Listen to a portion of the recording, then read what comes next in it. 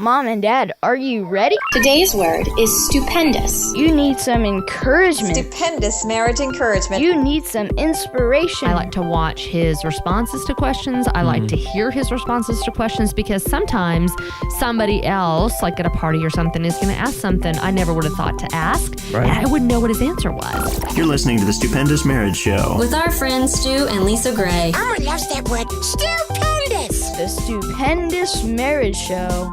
Hey there, welcome to the Stupendous Marriage Show. I'm Stu Gray. It's a holiday week here in the States. The last official holiday of the summer, Labor Day, happened this week. So we're taking a little holiday ourselves. This week we're going to jump back to a concept that Lisa and I find very important in marriage, and that is being a student of your spouse. You know, our spouses aren't the same as when we married them, and when we make that assumption, it can kind of cause friction. We'll jump into a conversation that Lisa and I had about the topic, and we'll also answer a question from one of our listeners about being a student of your spouse. Enjoy! We've actually talked about this before. Things that you can do to kind of study each other, that you should always be trying to learn. Yeah, we believe that we should be students of our spouse. I believe that there's stuff in you that I probably will never know the rest of my life that I spend with you. I think you're a deeper person than I give you credit for. You laugh at that. You know? I don't mean deeper like. I don't mean deeper like. I just mean there's more to you than I give credit for. You know what I mean? Yeah. Like a simple example would be, I think I know how you're going to respond to stuff, so I automatically like cut you off. I'll finish your sentences because I assume that I know you. I assume that I know what you're going to do, how you're going to do it, in what way you're going to do it, and so I take you for granted. Well, some of the times it drives me crazy because you're right. Right. And other times it drives me crazy because you're wrong. And I just want to go, dude, you're not listening to me. I think that we can all be better at getting better and being intentional. Like, I don't really do much with food and dinner and all that stuff. I do it. I hate it. It's actually become a conflict for us at times. Yeah, it has. And one of the things that a lady said on there was she kind of on her recipe card, she'll ask her husband, several of them actually said, they'll ask their husband, what did you like about it? Was there anything you didn't like about it? Would you rate it? There was one lady that had her husband rate dishes and stuff. And so then if there's something that he didn't like, she would literally put on the back of it, don't cook this, like if he's going to be home, just do it. Yeah, And then other ones said, he liked it, but no onions or whatever the husband may not have liked about it. Yeah. Or he loves this one. And so she kind of puts it in her routine of cooking it, at least, as much as she can, because it's something he really likes. I have never done that. It's just not something I've ever been intentional about thinking about, hey, I'm going to make this because you like it. Sure. Yeah. It's usually like, I'm going to make it because he doesn't want to cook. So, and I'm going to cook for him. So let's be perfectly honest, okay? You would be completely cool with having the same thing every day for the rest of your life for dinner. And I am not that person. I'm like, I get bored really easy. I'm like, no, I don't want hamburgers and fries. No, I don't want pork chops. You know what I mean? Okay, it really doesn't matter. Like, and can I throw in something completely left field that I found out? That cooking magazines have recipes in them.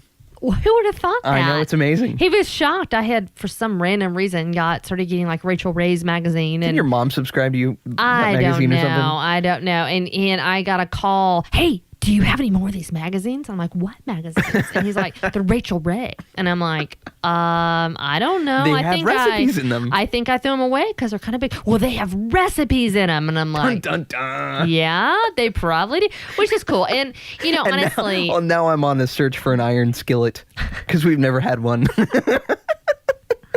Oh goodness, how quickly and this is all really what it's about. You know what I mean? Like, I think sometimes we don't know stuff about ourselves. Yeah, that's so true. And one of the ladies, actually several of them, said, I like to watch my husband when he's talking to other people.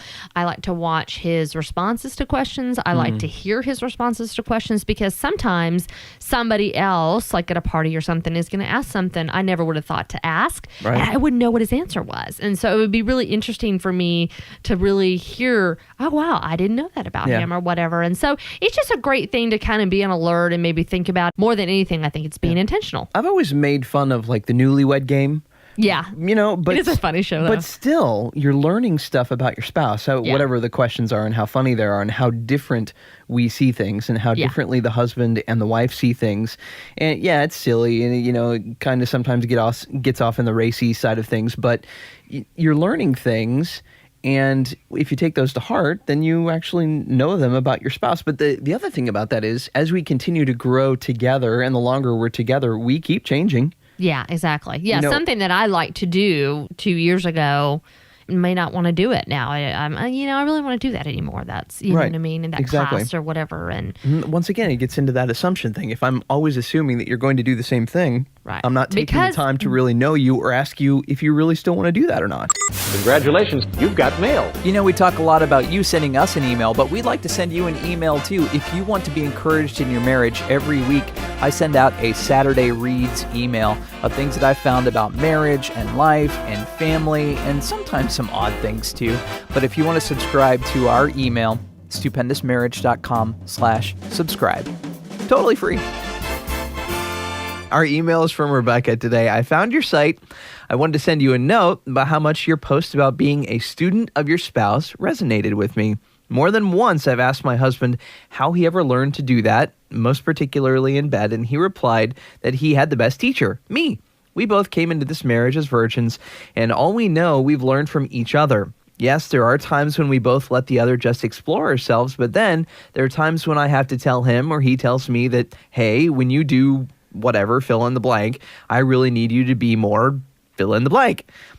We've only been married 6 months, but every day I start fresh and wonder what I can learn from my husband, Rebecca. I think that's cool. That is very cool. When you're new in a marriage, you don't have as much baggage in the marriage because that just happens naturally. And so to be able to start your marriage off as virgins and know that you truly are each other's only mate, you know what I mean, is very cool. It's really inspiring. I think that's that's a huge blessing. Yeah. It's a huge blessing because you don't have all the mental anguish and all the thoughts of other things and comparisons and, hey, they did this or, hey, they're not doing this because I like this and I know that I like this. Well, if you don't know any of that stuff. You don't know any better. Right. Yeah. You start from the bottom floor and you can build your high rise however you want. Well, I will say that I have talked to some people who did marry as virgins and they still had a little bit of an issue with the communication part. Again, it goes back to how you're raised and what you're taught to think about sex and intimacy and marriage, and you bring that with you. And so even if you have been pure and until when you're married, that's great, but being able to discuss it is also really inspiring for me. I thought that was great that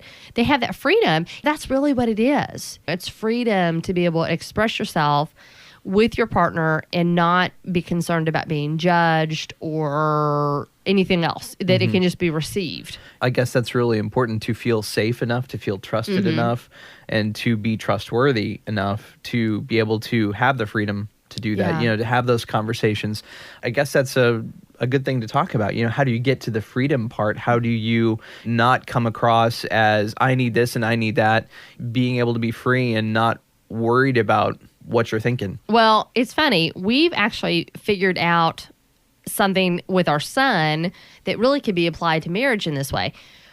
Sometimes our son will come home and he will just be really, really difficult. When he started school, that was the case. He came home and he felt like he had to perform so much at school that he would come home and just really not want to perform, not want to be obedient, not want to listen well. And after a couple of days of it being really difficult, we finally figured out that it's because he felt safe. He felt like he could come home and he could sit there and just completely be just raw with us and didn't have to think about his manners as much or respectfulness or that kind of stuff because he was having to do that so much at school. Well, think about that in your marriage. I mean, if you're in a marriage with somebody where they're feeling safe enough to be raw with you, not that they necessarily should do that all the time. And not that they should be rude and disrespectful either, you know what I mean? But just real. Right. I mean, just saying, this is what I feel, or you did this and it really hurt my feelings. That can be looked at in a different way. It can be looked at as, wow, my husband really trusts me and feels safe with me to be able to put it on the line and go, honey, you really hurt my feelings here, instead of just bottling it up and not feeling like he can say anything. I think that's hard to do, to get to that point where I have a performance mentality. I don't want to hurt people's feelings. I like people to like me, and you're included in that.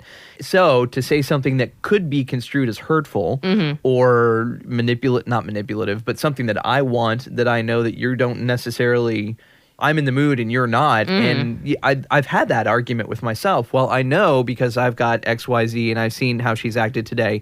And I'm not going to lay it out there because I know what the response is going to be. Assumption. Yeah, I know. And I guess that's also another problem. The assuming part, I should trust you enough to be able to lay it out there and not get up in my head and just see what happens. Because I do trust you enough. Why am I up in my head so much? And that same thing back, if I do say, no, I'm not in the mood, then that means that I feel safe enough to be able to say that back to you and not pressured. For you, the freedom to be able to say no. Yeah. And remember, hey, I'm still going to be married tomorrow. Yeah, I still love you. I still want to be with you. Right. I just may not be able to have that to give today. Right. Probably should stop right there. Thank you so much, Rebecca, for the email. We really appreciate it, and we're excited to hear about you guys and your marriage, and just stay in touch with us. We would love to hear you down the line, and if you have any questions that come up that we can help with, or maybe some of our listeners can, we would love to hear from you again.